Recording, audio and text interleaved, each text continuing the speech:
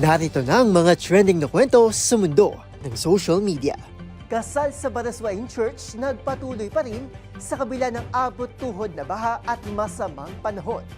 Dalawang flower men sa kasal naghatid good vibes sa social media. Dalawang babaeng foreigner na sumabit sa likod ng jeep kinaaliwan ng netizens.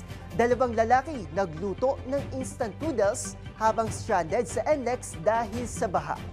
Pusang muling nakapiling ang fur parrot matapos ang 13 taon nasawi dahil sa sakit. African Grey Parrot sa United Kingdom nagawang umorder sa online shop na Amazon sa tulong ng virtual assistant tech na si Alexa. At sa ating trending showbiz balita, 13 wax figures ni Taylor Swift masisilayan na sa Madame Tussauds Museums sa iba't ibang panig ng mundo.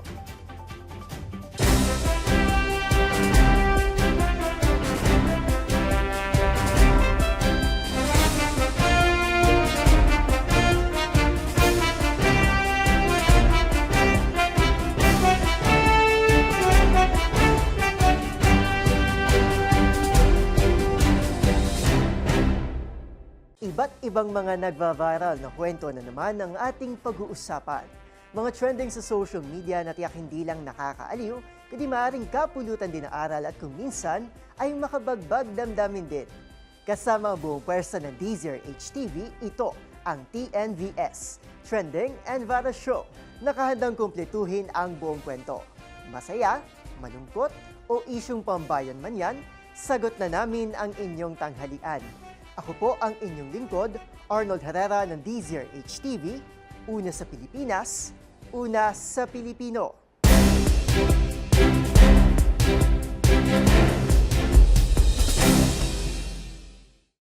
Para sa kwentong bumandera ngayong araw, tuloy ang kasal. Ang pag-iibigan kung tunay ay talaga nga namang hindi mahahadlangan ng kahit na sinuman o ng kahit ano pang dilubyo. Itong ipinamalas ng magkasintahan mula Bulacan na itinuloy ang kanilang pag-iisang dibdib sa gitna ng kasagsagan ng masamang panahon. Pero ang twist, ang magnobyo at ang kanilang entourage kinailangang lumusong sa baha. Ang one-of-a-kind wedding na ito, tinutukan ni Rose Babiera. Sa hirap at ginhawa, hindi pa ikinakasal talagang nasubok agad ang relasyon ng magkasintahan na ito mula sa Bulacan nang salubungin ang kanilang araw ng pag-iisang dibdib ng masamang panahon. Sa araw kasi ng kasal ni Jadrick at Jamaica ay hindi nagpakita si Haring Araw. Sa halip ay dalawang bagyo at hagupit ng habagat ang tumambad sa kanila. At bunsod ng magdamagang buhos ng ulan, ang venue ng kasal ng magnobyo, pinasok ng baha na abot tuhod ang taas. Pero hindi nagpatinag ang dalawa. Sa halip na hayaan na sirain ng masamang panahon ang araw na matagal nilang hinintay at pinagplanuhan. Nilakasan na lamang daw ni Jade at Jamaica ang loob at itinuloy ang kasal. Sa larawang kuha sa gitna ng seremonya, makikita ang bride na lumusong sa baha para makalakad sa Islang Baraswain Church. Ang kanyang veil halos lumulutang na sa tubig. At ang mga groomsmen, itinupi ang kanilang mga pantalon at nakapaan na lang na nagprosesyon. Sa ilang larawan, makikita ang kanilang mga sapatos na nakapatong na lamang sa upuan ng simbahan. 10 taon nang magkasintahan si Jade at Jamaica bago sila ikasala. At ayon kay Jade, isa lamang itong pagsubok at aniya hindi natatapos ang mga suliranin sa araw na iyon. Para sa DZRH TV, ito si Rose Babiera. Una sa Pilipinas, una sa Pilipino.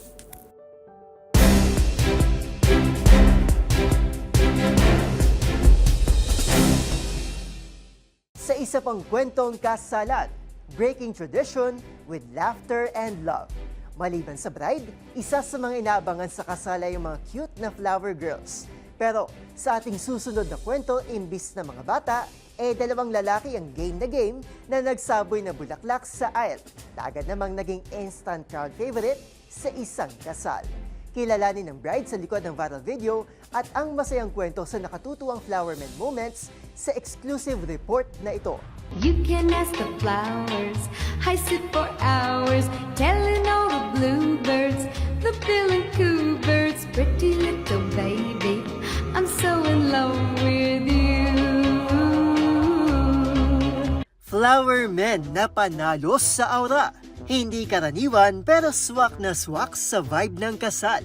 Yan ang peg ni na Paulo at Von, ang dalawang matalik na kaibigan ng bride na si Chari. Hindi lamang sila guest sa kasal, sila rin ang naging life of the party bilang mga flower men. So, close friends namin sila, yung si Paolo and si Von. So, we've been friends for like more than a decade na din. So, si Von is friend siya nung husband ko since elementary. And then si Paolo is friends na kami for more than a decade na din. Same hometown, Cabanatuan City. Dahil kulang ang bridesmaids at walang partner sina Paulo at Von, ibinahagi sa amin ni Chari na sa halip na mamilit ng di kakilala, bakit nga naman daw hindi na lang ang longtime friends ang bigyan ng role. At syempre, hindi lang basta role, kundi ang pinakakwela at talaga nga namang hahatak ng atensyon ng lahat ng attendees. Mula sa simpleng problema, nabuo ang isang nakatutuwang desisyon. And then we came up to this idea na what if gawin flower men? Kasi iisa lang yung flower girl ko eh. Parang ang lungkot naman kung isa lang yung nagsasaboy ng flowers.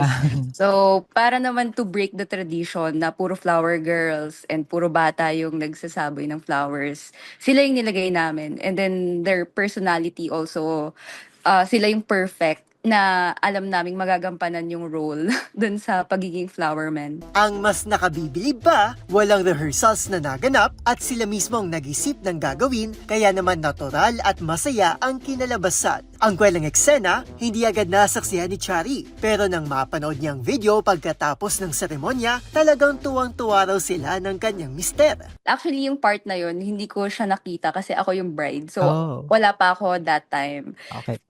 Then, nakita ko na lang yung mga videos from my friends na ganun pala yung ginawa nila. Kaya tuwang-tuwa din kaming mag-asawa na ganap yung role nila. Hindi rin namin sila tinuruan kung paano gagawin.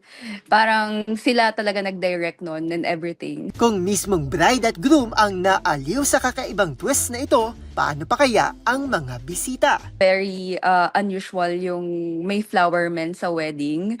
So, first time yun siguro nila maka-encounter na instead of flower girls, flower men yung nagsasaboy ng flowers. And they find it more cute kesa sa traditional na flower girls.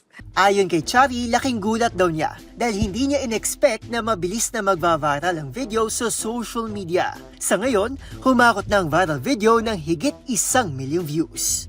Para sa DZRH TV, ito si Arnold Herrera. Una sa Pilipinas, una sa Pilipino.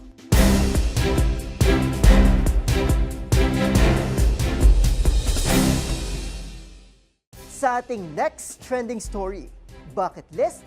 Checked! Kinaaliwan ng maraming netizens ang video na ito kung saan makikita ang dalawang babaeng foreigner na sumakay sa isang jeep. Pero hindi nakaupo sa loob, kundi nakasabit. At dahil dyan, kanya-kanya namang entry sa mga Pinoy kung saan ani ng ilan, bucket list umano nila ito na tinupad lang at hindi raw kasi alam ng tsuper kung paano sasabihin sa Ingles ang bawal sumabit sa jeep. Ang buong kwento tutukan sa trending report ni Rovic Manuel. Viral ngayon ang dalawang babaeng foreigner na ito kung saan sinubukan nila na sumakay sa isang traditional na jeepney. Pero ang twist, hindi sila sumakay sa loob at umupo, kundi sumabit sa likod. Ang tagpong yan na nakuha na ng ilang netizens, kinaaliwan ng marami at pinutaktipa ng nakakaliw na comments at entries. Ayon sa uploader ng viral video na si Leng Garcia sa kanyang TikTok, #YOLO o You Only Live Once umano ang mga ito nang subukan ng pagsabit sa jeep. Ayon sa comments ng ilang netizens, bucket list umano ng mga ito bilang turista dito sa Pilipinas. Biro naman ng ilan, paano nga naman daw masisita ang foreigners kung hindi alam kung paano i-Englishin ang bawal sumabit sa jeep? Kaya naman, bilang tipikal na witty Pinoy, kanya-kanyang entries ang pumatakte sa comments kung paano nga ba ito i-Englishin. Kaya naman, bilang tipikal na witty Pinoy, kanya-kanyang entries ang pumutakte sa comments kung paano nga ba itatranslate ito sa English. Ayon sa netizen na ito, pwede raw bang sabihin na ma'am, hangover is not available. Sa point of view naman ng uploader na si Jonas, may entry rin ng ilang Pinoy kung paano nga ba pabababain ng dalawa. Tulad ng hey two lady, jump down at hey two woman, no hanging. Ani pa ng iba, mabuti pa nga daw ang dalawang ito ay nasubukan ng sumabit sa jeep, kaysa sa kanila na mismong Pinoy ay hindi pa ito nasusubukan. Napawaw naman ang ilan sa sabit skills ng foreigners dahil habang nakakapit sa jeep ay nagawa pa nitong uminom ng iced coffee. Karaniwan na sa ating mga Pinoy ang masubukan na sumabit sa jeep lalo na kung mahirap sumakay at upang makipagsapalaran na hindi malate sa pasok o makauwi naman ng maaga. Bagamat ikinatuwa ng marami ang tagpong ito na foreigners naman ang gumawa, ay mahigpit pa ring paalala ng otoridad sa lahat na ito ay delikado at ipinagbabawal sa batas na may kaukulang multa sa sumabit maging sa tsuper ng jeep. Para sa DZRH TV, ito si Rovic Manuel, una sa Pilipinas, una sa Pilipino.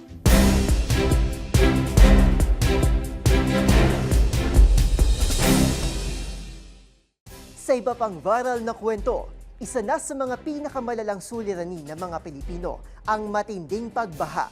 At kamakailan lang, ilang commuter ang na-stranded sa NLEX. Dahil sa walang galawan trapiko, inabutan na ng dilim at gutom ang mga motorista. Kaya ang iba, dumiskarte.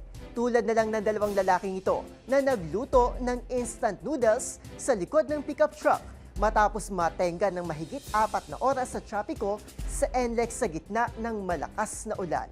Ang trending balita tinutukan ni Mili Borja. Isa na nga sa mga lumalalang sakit sa ulo ng mga Pilipino ang matinding pagbaha. At kamakailan nga, stranded ang ilang commuter at motorista matapos malubog sa bahang ilang bahagi ng North Luzon Expressway.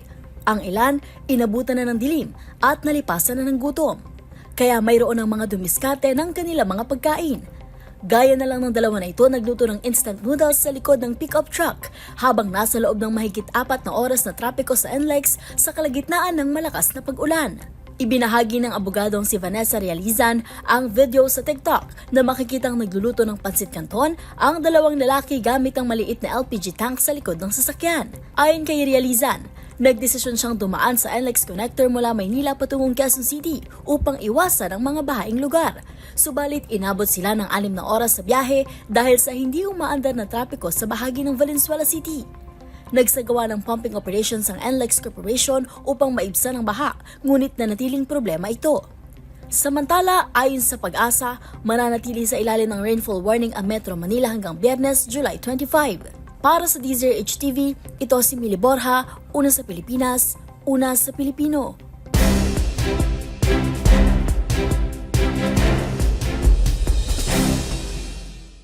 Sa susunod na trending balita, bittersweet reunion.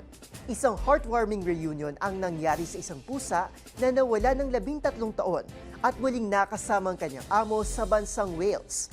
Pero kung gaano man kasing tamis ang kanilang pagkikita, ay gano'n na lamang din kapait dahil ilang araw lamang ay nasawi ang pusa dahil sa isang sakit. Ang buong ulat alamin sa report ni Dustin Bayo.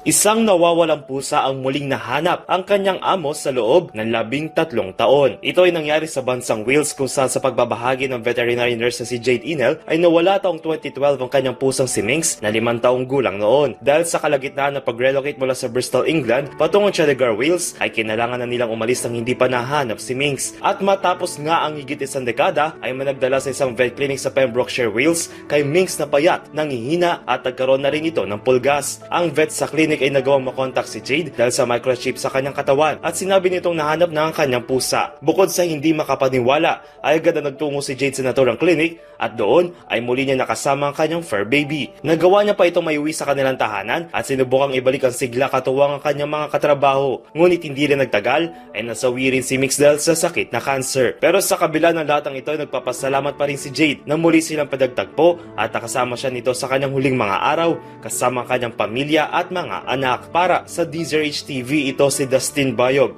una sa Pilipinas, una sa Pilipino.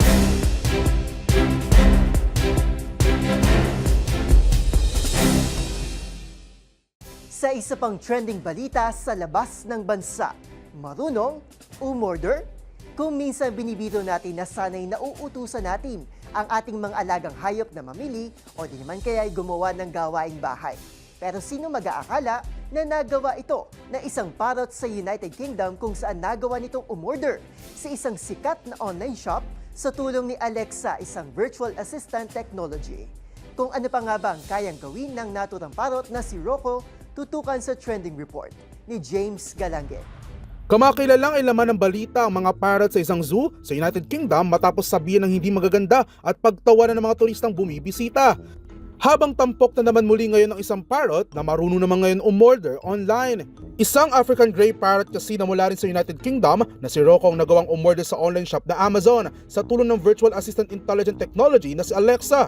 Kwento ng owner ni Rocco na si Marion Wisniewski, nagulat na lamang ito ng tila may nadagdag sa kanyang order na broccoli at strawberries na nagkakahalaga ng $3 o katumbas ng 171 pesos.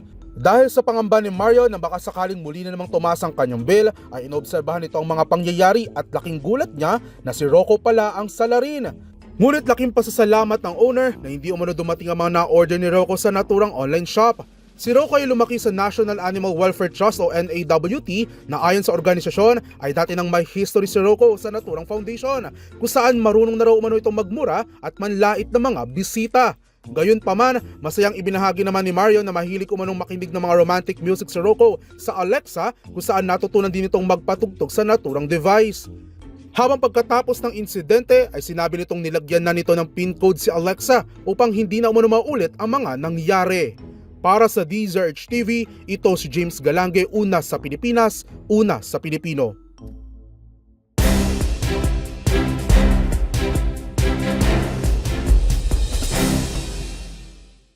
At sa ating trending showbiz balita, attention Swifties! Ipinasilip na ng tanyag na Madame Tussauds Museum ang 13 versions ng wax figure ni pop superstar Taylor Swift. At taas kamay naman ng mga tumutok sa hit zombie series na All of Us Are Dead. Good news po sa mga abangers, yan po ay dahil sinimulan na ang production para sa ikalawang season ng naturang palabas, kung saan masisilayan ng wax figures ng lover hitmaker at mga bagong cast sa All of Us Are Dead, alamin sa report ni Showbiz Angel. Not 1, not 2, not 3, but 13. Swifties! Ipinasilip na ng Madame Tussauds ang 13 versions ng wax figure ni pop superstar Taylor Swift. Siyempre ang mga outfit hango sa iconic looks ni Tay-Tay mula sa record-breaking eras touring singer o inspired sa Fearless, Speak Now, Red, 1989, Reputation, Lover, Folklore, Evermore, The Tortured Poet Department album nito. Ayon sa pamunuan ng Madame Tussauds, higit 40 artists ang nagtulong-tulong sa loob ng higit isang taon para sa multi-figure launch na ito na inilarawan nilang most ambitious project sa 250-year history ng tanyag na museo. Nakatakdang i-display ang wax figures si Taylor sa Madame Tussauds Museum sa Amsterdam, Berlin, Blackpool, Budapest, Hollywood, Hong Kong, Las Vegas, London, Nashville, New York, Orlando, Sydney, Australia at Shanghai, China. Magunita na taong 2011 ang masilayan ng 8 wax figures ni Lady Gaga, habang 2023 naman ang ginawa ng Madame Tussauds ang 7 Harry Styles wax figures. Samantala, sa iba pang balita, sinimulan ang produksyon para sa ikalawang season ng hit zombie thriller series na All of Us Are Dead. Susundan dito ang nagpapatuloy na kwento ng mga bidang estudyanteng nakasurvive sa zombie attack. Pero bukod sa original cast, sasali sa takutan ng Squid Game Season 2 stars na sina Ro Jae-won at Kim Seon. Gayon din si Lee Min-jin ng Weak Hero Class 2. Ang All of Us Are Dead ay hango sa webtoon ng comic artist na si Chu Dong-gun na inilabas noong 2022.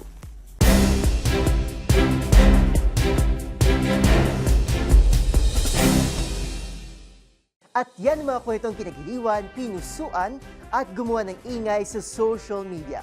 Kung meron din kayo mga katulad na istorya, i-share nyo na yan sa amin sa ating comment section.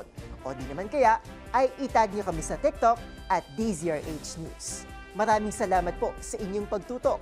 Magkita-kita tayo muli sa darating na Lunes para muling himayin, tuklasin at buuin ng mga detalye para kapag nakita mo ang viral video na may nag-share, ikaw na mismo ang magdaragdag ng mga impormasyong nalaman mo sa TNVS, Trending and Viral Show.